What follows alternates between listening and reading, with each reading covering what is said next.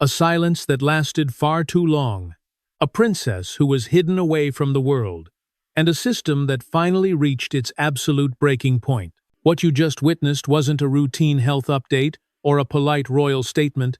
It was a seismic shift in the foundation of the British monarchy. For months, we were fed a carefully polished narrative of planned surgeries and recovery behind closed doors. But tonight, I am walking you through the moment the mask finally slipped, and the real reason Princess Kate stayed silent emerged from the shadows. This wasn't just about an illness. It was about who gets to own the story of the crown. For months, the palace machine tried to control reality itself. Schedules for the future king were cancelled without explanation. Photos were released that raised more questions than they answered, looking more like a desperate attempt at optics management than a display of truth. Every time the public asked a basic question, the response was a cold wall of privacy, used as a shield to hide an uncomfortable reality. But you don't lose sight of a princess for months by accident. The turning point came not from a press release, but from Kate herself. She didn't just update her medical chart, she effectively rewrote the monarchy's entire script. Behind the gates of Adelaide Cottage, a battle was being fought not just against a physical ailment, but against an institution more afraid of a scandal than the truth. Sources close to the inner circle suggest Kate stumbled upon a secret that made her silence a necessity for survival. It was a discovery so explosive it forced King Charles and Prince William to stand side by side, their voices shaking as they realized the emotional center of their institution had nearly slipped away. The monarchy doesn't just manage feelings, it manages perception. And when perception fails, the entire stage starts to collapse. The secret behind her silence is the crack in the wall of an ancient house that no amount of beautiful paintings can hide anymore. Kate chose vulnerability over the palace spin, and in doing so, she gave the public something the machine never could: honest, fragile humanity. The timeline of this crisis didn't begin with a loud declaration. It started with a whisper that was far too quiet. We all remember the official line issued from the cold heights of the palace: planned abdominal surgery. They assured the public it was successful, a word meant to act as a sedative for a curious nation. In the world of high-stakes royal politics, successful is often the ultimate code for containment. For weeks, the royal calendar was stripped bare. The Princess of Wales effectively ceased to exist in the physical world, leaving a void that no press release could fill. Silence is a currency in a public institution. They only spend it when the cost of speaking is far too high to pay. William's sudden, last-minute withdrawal from a major memorial service, citing personal matters, was the signal flare that the digital fortress they had built was beginning to crumble.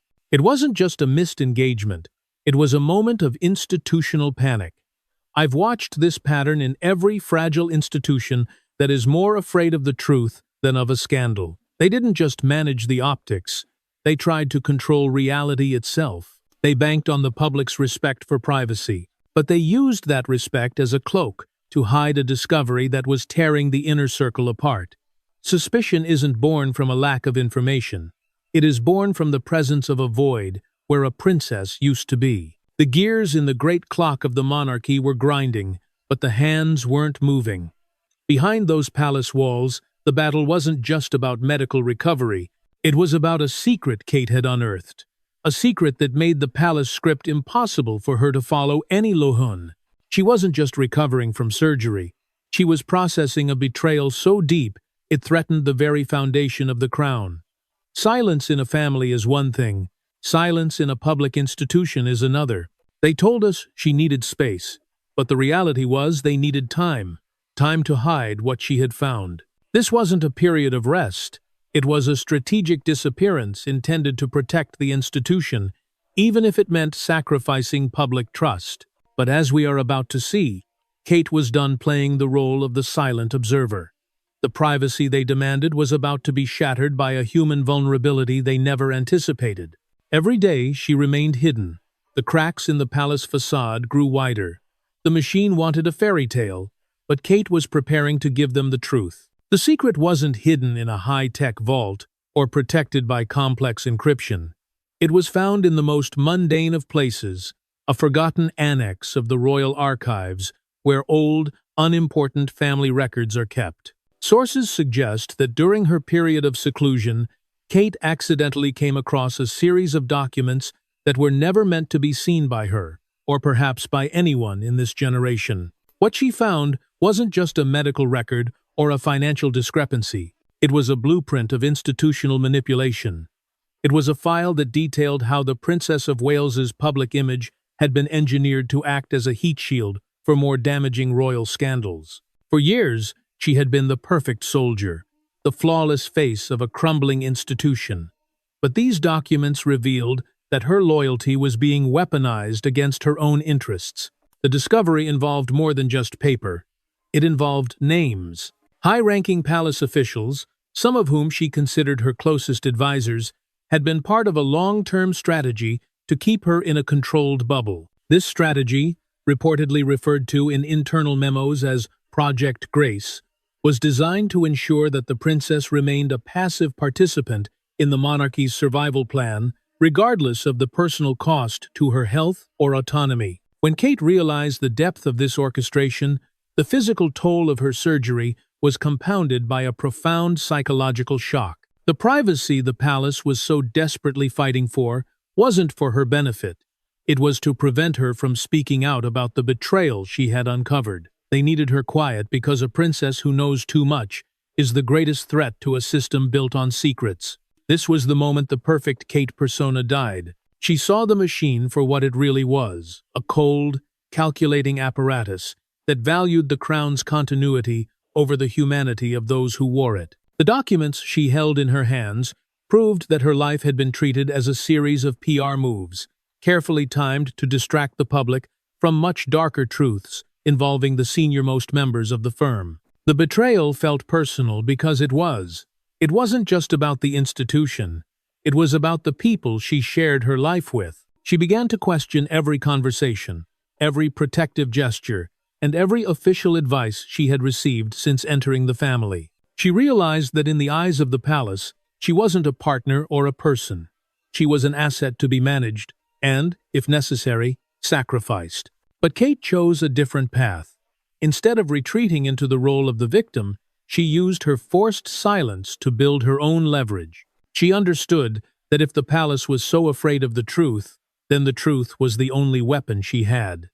She stopped responding to the internal directives. She refused to sign off on the staged updates they wanted to release. The tension within the walls of Adelaide Cottage became unbearable. On one side stood the palace machine, frantic to maintain the status quo. On the other side stood a woman who had finally seen behind the curtain. The secret she discovered had changed her DNA as a royal. She was no longer willing to be the shield. She was preparing to become the storm. As she sat in the shadows of her recovery, Kate began to map out a new way forward. She knew that simply returning to business as usual would be a surrender to the people who had manipulated her. To reset the monarchy, she first had to reset her own role within it, and that meant the silence would only end on her terms, with a truth they were not prepared to hear. The palace thought they were hiding a medical recovery. In reality, they were trying to contain a revolution. Kate had found the mortal flaw in the system, and she was now the only one who could decide whether to mend it or let it break. The atmosphere inside Adelaide Cottage wasn't just tense, it was radioactive. The men in gray suits, the palace aides who have managed royal narratives for decades, suddenly found themselves locked out of the very room where the future of the monarchy was being decided. The directives they sent, the scripts for casual family updates, and the requests for a smiling video message were all met with a chilling, absolute silence from the princess. It was in this vacuum of power that Prince William realized the woman he returned to was no longer the compliant soldier the institution had groomed. The shift was visceral. Kate wasn't just recovering. She was occupying a new space of authority. She had seen the files, she had read the memos of Project Grace, and she now understood that her value to the firm was being used to subsidize the survival of others who had given far less to the public. For the first time in the history of the modern monarchy, the asset began to set the terms of her own engagement. Kate made it clear that she would no longer participate in the optics of distraction. She recognized the mortal flaw of the system, that without her flawless image, the monarchy's facade of moral stability would crumble. She held the leverage of the mortal flaw, and she intended to use it to reset the entire institutional dynamic. The palace's reaction was one of pure, unadulterated panic. If Kate refused to play the role of the beautiful distraction, the public's attention would inevitably drift toward the darker, unresolved scandals of the senior royals, the financial discrepancies, the historical skeletons, and the internal fractures that Kate's presence had successfully masked for a decade. The shield had become a mirror, and the palace didn't like what it saw. William found himself caught in a devastating pincer movement between the demands of the crown and the resolve of his wife. He saw the cold certainty in her eyes, a certainty that echoed the defiance of his mother, but with a strategic edge that Diana never possessed. Kate wasn't just crying for help, she was issuing an ultimatum. She demanded a seat at the highest level of decision-making, far beyond the ornamental role she had been assigned. The perfect student of royal protocol had graduated into the architect of change. She informed the legal apparatus of the crown that any future communications regarding her health or her role would be written by her, for her, and released on her timeline. No more staged photos, no more edited reality, and no more lies sold as privacy. The era of the palace spin, as far as the Princess of Wales was concerned, was over. Behind closed doors at Buckingham Palace, King Charles reportedly realized that the Exile Pact and the institutional deceptions of the past were now coming home to roost. He saw that the very foundation of the family's survival now rested on the consent of a woman who had been betrayed by the system she had served so faithfully. The cost of her silence had become too high, and the price of her speaking was even higher. Kate began to map out a new monarchy model, one based on radical transparency rather than calculated mystery. She knew that the digital age had made the old secrets impossible to maintain. If the institution was to survive the next century, it had to stop hiding behind Operation Guardian-style protocols and start dealing with the reality of its own human fragility. The tension escalated when a senior aide attempted to pressure Kate into a public appearance to calm the markets and satisfy the press. Her response was a single line that cut through the palace hierarchy like ice. "I am not a product to be managed. I am the mother of the future king, and the truth will not be managed either." The world was watching the clock, waiting for a sign of life from the princess, unaware that inside the palace, a revolution was already underway. Kate had flipped the table.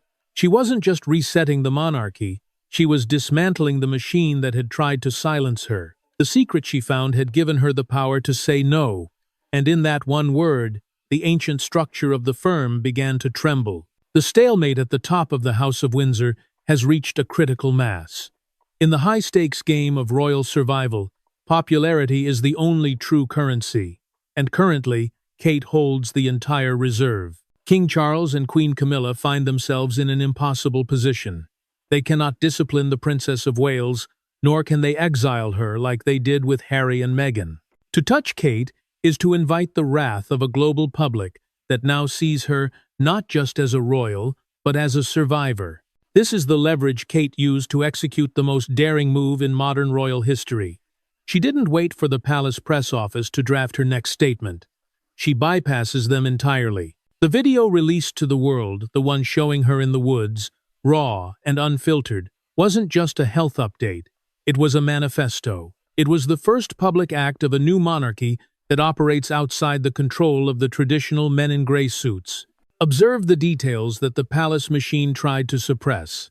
There were no official crests, no regal backdrops, and no scripted nods to institutional tradition. It was Kate, standing alone, speaking directly to the people. By doing this, she signaled to the palace that the era of Project Grace, the institutional management of her identity, was officially dead. She had reclaimed her voice, and in doing so, she had fundamentally reset the power dynamic of the firm. Camilla, long considered the master of media manipulation, reportedly viewed this move as a direct challenge to her authority. The tension between the queen and the princess is no longer about personality.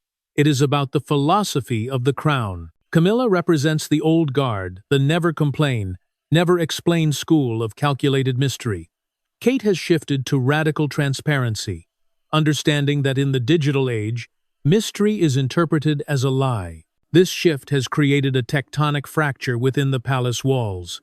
William has moved his base of operations away from the influence of his father's advisors, aligning himself fully with Kate's independent office. They are no longer a subset of the king's agenda. They are a separate power center. The secret behind her silence was the catalyst that allowed Kate to demand this autonomy. She effectively told the king, "You can have my image to save the monarchy, but you can no longer have my soul." The palace's legal and PR teams are now in a state of constant damage limitation. Every time Kate speaks, the traditional hierarchy trembles because they don't know what she will reveal next. She has successfully turned her vulnerability into a fortress.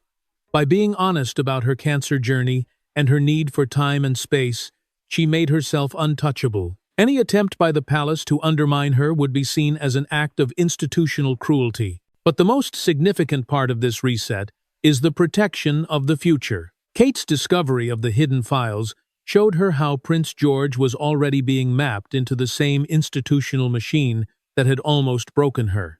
Her defiance is, at its core, a mother's act of war.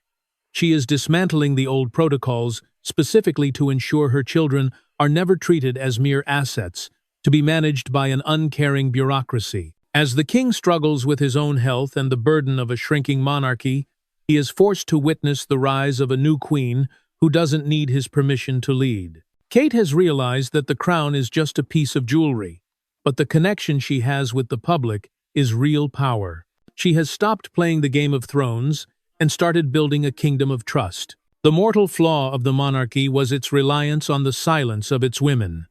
Kate has broken that silence, not with a loud scream of victimhood, but with a quiet, calculated reset of the rules. The machine is still running, but the gears are no longer under the palace's control.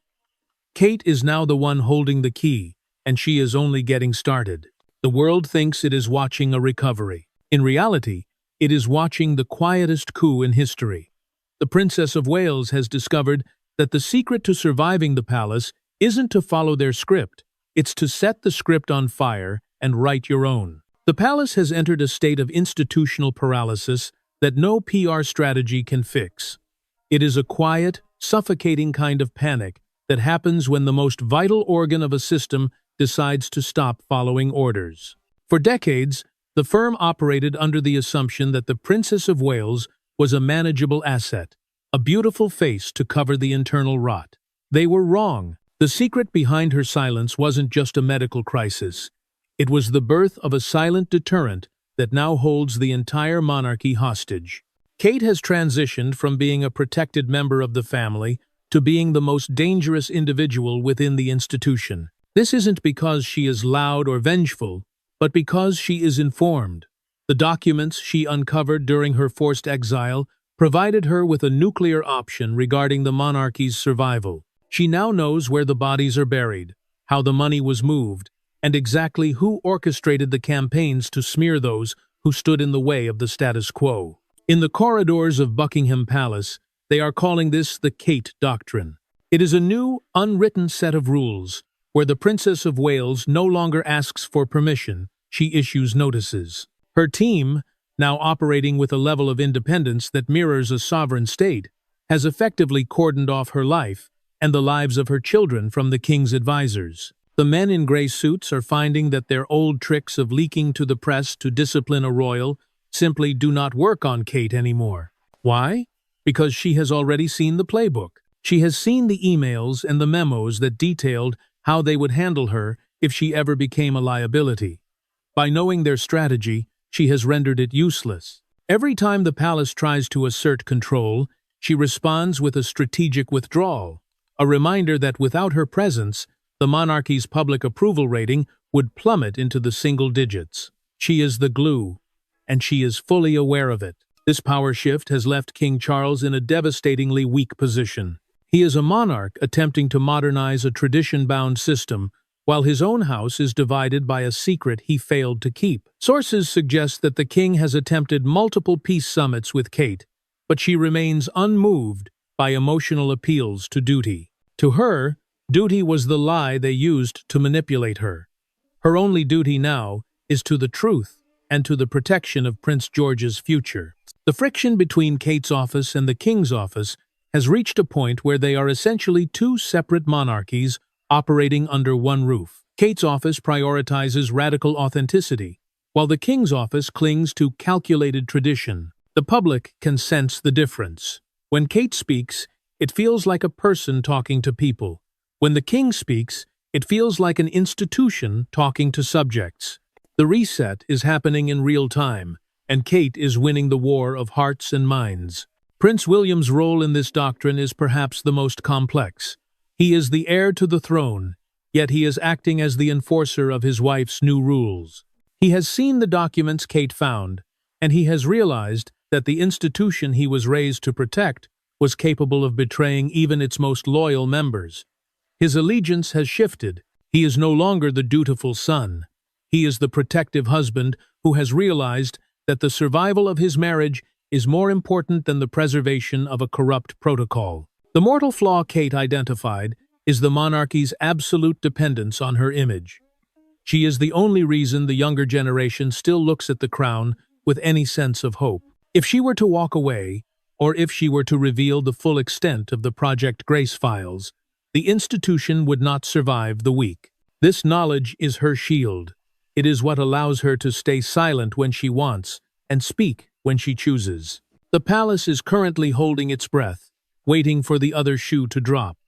They know that Kate hasn't revealed everything yet. The remission video was a warning shot, a display of her ability to control the narrative without their help. The secret she holds is a silent deterrent that keeps the old guard at bay. They are terrified of what she will do when she is back to full strength. The world sees a princess returning to work. The palace sees an architect dismantling their power. The Kate Doctrine is now the law of the land, and the monarchy will never be the same again. She didn't just survive the silence. She used it to build a new world where she is the one who holds the pen. The tremors from the princess's reset are no longer confined to the private quarters of Adelaide Cottage. They have radiated outward, affecting the very geopolitics of the crown. For generations, the British monarchy has relied on soft power, a vague blend of tradition, mystery, and colonial legacy. But as Kate discovered in the hidden files of the royal archives, that soft power was becoming a liability in a world that demands transparency. She realized that the institution was attempting to survive on the fumes of the past, using her as the primary fuel source. By establishing her own independent power center, Kate has effectively become the global insurance policy for the House of Windsor. International leaders and Commonwealth heads of state are no longer looking to Buckingham Palace for a sign of the monarchy's stability. They are looking to the Princess of Wales. She has become the bridge between an archaic past and an uncertain future. This is the ultimate mortal flaw for King Charles, the realization that his reign is essentially a placeholder for the era his daughter-in-law is currently designing. Inside the palace, the men in gray suits are witnessing the collapse of their most effective tool, the control of access. Previously, if a prime minister or a foreign dignitary wanted to align with the royals, they had to go through the king's office. Now, the most significant requests are being routed directly to Kate's team. She has created a shadow monarchy that is more efficient, more popular, and significantly more modern than the official one. The secret she found showed her how to bypass the gatekeepers, and she has closed the gate behind her. This is not a rebellion born of anger. It is a rebellion born of necessity. The documents Kate unearthed revealed that the palace had already prepared a contingency for obsolescence, a plan to shrink the monarchy so drastically that the Princess of Wales would have been left as a mere decorative figurehead with no actual influence over policy or family legacy. By seeing this plan ahead of time, she was able to preemptively strike. She didn't just ask for a seat at the table, she built a new table in a different room. The psychological toll on King Charles is said to be immense. He is a monarch who waited decades for his turn, only to find that the Kate doctrine has effectively rendered his traditional authority ceremonial at best. He is haunted by the fact that the very deceptions he approved to protect the crown's image have now become the weapons Kate is using to dismantle the old guard. The Exile Pact was meant to keep the outsiders away, but it failed to account for the insider who decided to stop being a team player. The remission announcement was the final proof of this new reality. In a traditional royal setup, a health update for a future queen would be vetted by the king's physicians and issued through his press office. Kate's decision to release a cinematic, deeply personal film produced by her own chosen team was a declaration of independence. It told the world that she owns her body, her story, and her future. The palace was left to follow her lead, forced to like and share content they didn't create and couldn't control. This is the reset in its most visible form. The institution is no longer a top-down hierarchy. It is a fragile alliance where Kate holds the veto power. She has successfully shifted the monarchy from a state of secrecy to a state of influence. The secret she found allowed her to identify the specific levers of power that the old guard used to keep people in line. She didn't just break those levers. She replaced them with a connection to the public that the palace machine cannot replicate. Every engagement she now attends, every cause she champions, is part of a broader strategy to ensure that the institutional machine can never again attempt a Project Grace on a member of the family. She is building a fortress around the future King George, ensuring that his path to the throne is paved with the transparency she had to fight so hard to achieve.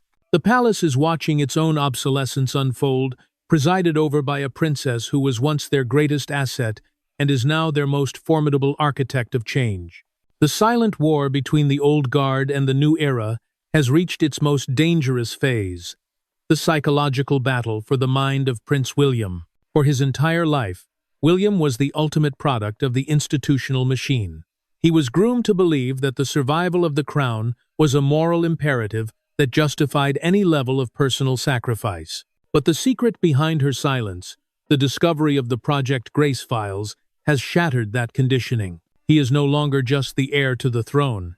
He is a husband who has realized that the institution he serves was prepared to sacrifice his wife's autonomy for the sake of a PR strategy. This has created a state of intense cognitive dissonance within the very heart of the royal hierarchy. William is now a man with a split soul. On one side, he feels the weight of centuries of tradition and the expectations of his father, the king. On the other side, he is witnessing the clinical, cold reality of how the palace handles liabilities. The documents Kate found didn't just implicate distant advisors. They implicated the very culture William was raised to lead. He has seen the cold-blooded calculations that treated Kate's health as a variable in a survival equation rather than a human crisis. The palace advisors, sensing this shift, attempted a tactical maneuver to use William as a mediator to bring Kate back into the fold. They wanted him to convince her to return to the old ways of calculated mystery. But this move backfired spectacularly. Instead of mediating for the palace, William has become the primary enforcer of the Kate doctrine. He has realized that the only way to save the monarchy for his own children is to allow Kate to dismantle the parts of it that are toxic. He is no longer a student of the old guard. He is the hammer they didn't see coming. This shift in gravity has rendered the traditional power centers of Buckingham Palace and Clarence House increasingly obsolete. The real decisions, the ones that dictate the future of the British monarchy, are now made in the quiet, private study of Adelaide Cottage. When the King's office issues a directive, it is now routinely reviewed and amended by Kate's independent team before it is even acknowledged. The hierarchy has been inverted. The firm is no longer a top-down corporation. It is a system being forced to negotiate with its own heart. The mortal flaw of the old system was the assumption that loyalty to the institution would always supersede personal morality. Kate's discovery proved that this assumption was a lie. She showed William that the institutional machine doesn't have a heart. It only has a ledger. By forcing the truth into the open, she gave William the permission he didn't know he needed to stop being a pawn. The palace machine forgot that even the most well-conditioned soldier will turn if you threaten his family. King Charles is reportedly watching this development with a profound sense of regret. He sees a son who is becoming a king far sooner than expected, but a king who is being molded by a philosophy Charles never had the courage to adopt. The king's attempts to regain control of the narrative are seen as increasingly desperate. Every time the palace tries to leak a story about royal unity, Kate's office counters it with an act of radical transparency that makes the official story look like a clumsy fabrication. This is the death of the monarchy as a cold corporate entity. Kate has effectively humanized the crown by refusing to let it be managed. She has taught William that power doesn't come from the secrecy of the archives, but from the honesty of the message. The shadow monarchy they have built together is a fortress of truth that the old guard cannot penetrate. They are no longer waiting for the king to pass the torch. They have already built their own light. The world is witnessing a tactical reset that will define the next century of British rule. The palace thought they could silence a princess to save a system. They didn't realize that by trying to silence her, they gave her the one thing they could never control: the truth. As William stands beside her, the institution realizes its greatest error. They tried to protect the crown from Kate, but now, the only thing protecting the crown is Kate herself. The impact of the Kate Doctrine has now crossed international borders, creating a diplomatic crisis that Buckingham Palace is powerless to contain. For centuries, the British monarchy's influence was managed through a rigid, top-down hierarchy, where every image and every word was vetted by the king's advisors. But the secret behind her silence has destroyed that monopoly on power. Foreign governments and global leaders have realized that the stability of the United Kingdom no longer rests with the king, but with the Princess of Wales. She has become the de facto sovereign of public opinion, and the world is adjusting its allegiances accordingly. This is the ultimate nightmare for the institutional machine. The realization that their soft power asset has become a hard power player. International dignitaries are now bypassing the traditional channels of the king's office, seeking direct engagement with Kate's independent team. They recognize that she is the only member of the firm with the moral authority to lead in the 21st century. The secret files she uncovered showed her exactly how the palace used international tours as distractions for domestic scandals.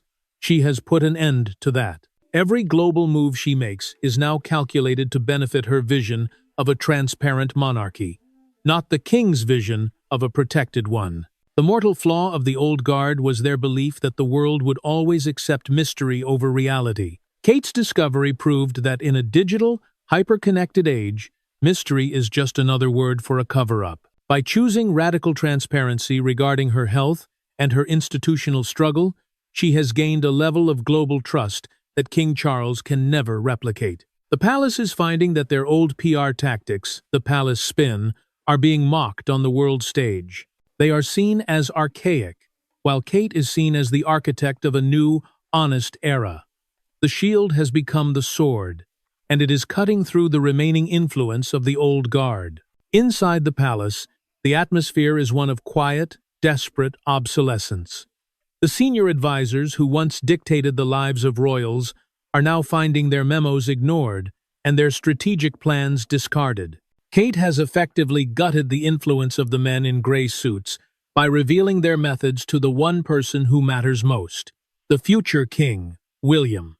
Together, they have created a shadow monarchy that is more agile, more responsive, and infinitely more respected than the official one. The House of Windsor is now a house divided, but the division is not equal. One side has the titles, but the other side has the people. This is the strategic reset in its final, most potent form. Kate is not just waiting for the crown to come to her. She is reshaping the crown so that it is fit for her children. The documents she found in the archives revealed a plan to institutionalize Prince George in the same cold, clinical way she had been managed. Her defiance is a preemptive strike to ensure that her son never has to discover the same dark secrets she did. She is building a fortress of transparency around the next generation, making the old guard's methods of manipulation impossible to implement ever again. The king is now a monarch in retreat.